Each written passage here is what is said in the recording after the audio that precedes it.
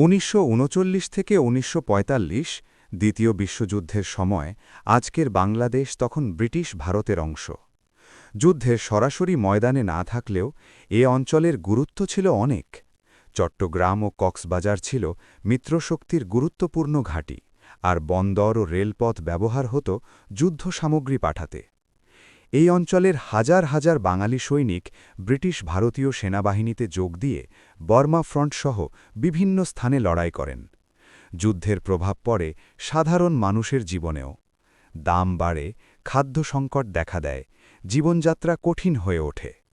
দ্বিতীয় বিশ্বযুদ্ধ শুধু একটি বৈশ্বিক সংঘাতই ছিল না, এটি বাংলার রাজনৈতিক সচেতনতা বাড়ায়, যা পরে স্বাধীনতার আন্দোলনের পথ আরও পরিষ্কার করে। তাই দ্বিতীয় বিশ্বযুদ্ধে বাংলাদেশের ভূমিকা ছিল সহায়ক, গুরুত্বপূর্ণ এবং ইতিহাসের ধারায় প্রভাবশালী।